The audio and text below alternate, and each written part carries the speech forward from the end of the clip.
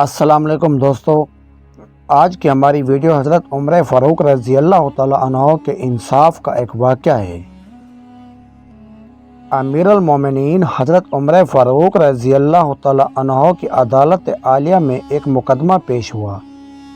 دو خوبصورت نوجوان ایک نوجوان کو پکڑ کر حاضر ہوئے اور فریاد کی، اے امیر المومنین، اس نوجوان نے ہمارے بوڑھے باپ کو قتل کر دیا ہے، اس ظالم قاتل سے ہمارا حق دلوائیں۔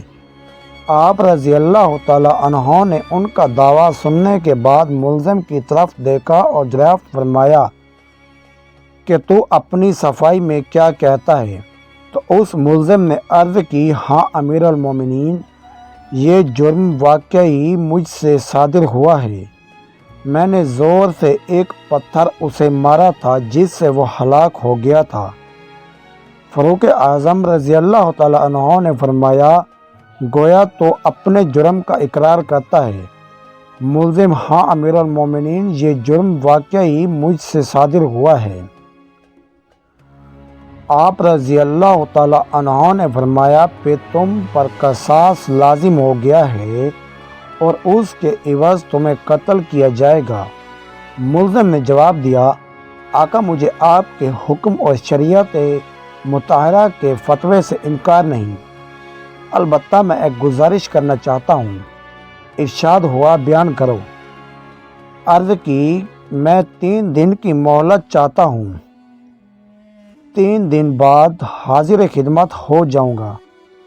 عظیم قید نے کچھ سر جھکا کر سوچا، غور کرنے کے بعد سر اوپر اٹھایا اور فرمایا، اچھا، کون ضامن ہوگا تمہارا کہ تم واقعی وعدہ کو پورا کرنے کے لیے تیسرے دن عدالت عالیہ میں حاضر ہو کر خون کا بدلہ خون دو گے؟ عمر فاروق رضی اللہ تعالیٰ عنہ کے اس ارشاد پر اس جوان نے پر امید نظروں سے حاضرین مجلس کا جائزہ لینے کے بعد حضرت ابو ذر غفاری رضی اللہ تعالیٰ عنہ کے پرنور چہرے پر نگاہیں گاڑتے ہوئے اشارہ کر کے کہا، یہ میری ضمانت دیں گے۔ خلیفۃ الرسول جناب عمر فاروق رضی اللہ تعالیٰ عنہ نے حضرت ابو ذر غفاری رضی اللہ تعالیٰ عنہ سے دریافت فرمایا، کیا آپ اس کے ضامن بننے کے لیے تیار ہیں؟ تو حضرت ابو ذر غفاری رضی اللہ تعالیٰ عنہ نے کہا، بے شک میں ضمانت دیتا ہوں کہ یہ نوجوان 3 دن بعد تکمیل قصاص کے لیے عدالت میں حاضر ہو جائے گا۔ چنانچہ جلیل القدر صحابی رسول حضرت ابو ذر غفاری رضی اللہ تعالیٰ عنہ کی ضمانت کے بعد ملزم کو چھوڑ دیا گیا۔ 2 دن گزر گئے اور تیسرا دن آ گیا۔ جلیل القدر صحابہ کرام رضوان اللہ علیہ اجمعین اور مشرعین خلافت دربار میں جمع ہوئے۔ دونوں مدعی بھی آ گئے۔ حضرت ابو ذر غفاری رضی اللہ تعالیٰ عنہ بھی وہاں تشریف لے آئے اور ملزم کا بے قراری سے انتظار ہونے لگا۔ جو وقت گزرتا جا رہا تھا، صحابہ کرام رضوان اللہ علیہ اجمعین کا اضطراب بڑھتا جا رہا تھا، کیونکہ ملزم ابھی تک نہیں پہنچا تھا اور وقت قریب آتا جا رہا تھا۔ صحابہ کرام رضوان اللہ علیہ اجمعین کو حضرت ابو ذر غفاری رضی اللہ تعالیٰ عنہ کی نسبت پریشانی ہونے لگی تھی۔ مزید یہ کہ 1-2 مرتبہ مدعیوں نے بھی دریافت کیا، مگر حضرت ابو ذر غفاری رضی اللہ تعالیٰ عنہ نے ہر مرتبہ یہی جواب دیا کہ اگر 3 یوم گزر گئے اور ملزم نہ آیا تو میں اپنی ضمانت پوری کروں گا، پریشانی کی کوئی بات نہیں۔ جب حاضرین پریشانی کی انتہا پر پہنچ گئے اور دہلا دینے والے انجام کے تصور سے سہم گئے کہ اچانک ایک طرف سے ملزم دربار میں حاضر ہوا۔ اس کا جسم پسینے سے شرابور تھا، چہرے پر گرد جم چکی تھی، مسلسل بھاگنے سے اس کی سانس پھول گئی تھی۔ اس نے آتے ہی سلام کیا اور عرض کی، اللہ تعالیٰ کا جو حکم ہے بجا لایا جائے۔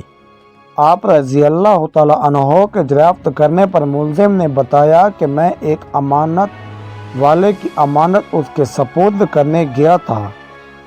واقعہ یوں ہے کہ میرا ایک چھوٹا بھائی ہے، والدین فوت ہو گیا۔ موت سے پہلے اس نے میرے پاس میرے چھوٹے بھائی کے لیے کچھ سونا رکھا تھا اور وصیت کی تھی کہ جب وہ جوان ہو جائے تو اس کے سپرد کر دینا۔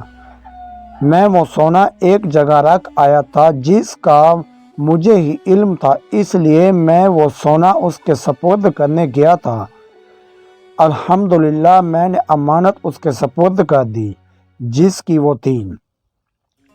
امیر المومنین حضرت عمر فاروق رضی اللہ تعالی عنہ نے ابو ذر غفاری رضی اللہ تعالی عنہ سے پوچھا کہ کیا آپ نے ضمانت کیوں دی، کہ کیا آپ اس کا واقف تھا؟ انہوں نے کہا کہ میرا اس سے کوئی تعلق نہ تھا، صرف یہ بات تھی کہ جب اس نے پر امید نگاہوں سے میری طرف دیکھا تو مجھے خیال آیا کہ اگر بھرے مجمع میں بھی میں اس کی ضمانت نہ دوں تو کل قیامت کے دن رب العزت کے سامنے شرمندہ ہونا پڑے گا کہ اتنے آدمیوں میں سے کوئی بھی اس کا ضامن نہ بن سکا، اس لیے میں نے اس کی ضمانت دے دی۔ حالانکہ میں اسے بالکل نہ جانتا تھا، نہ مجھے یہ معلوم کہ یہ کہاں رہتا ہے، بس اس کی ظاہری شرافت نے مجھے یقین دلایا تھا کہ وہ وعدے کا پکا ہے، اور میں نے ضمانت دے دی۔ یہ بات سن کر حاضرین محفل اشک بار ہو گئے۔ مدعیوں نے التجا کی کہ اے امیر المومنین، ہم نے اپنے باپ کا خون معاف کر دیا ہے۔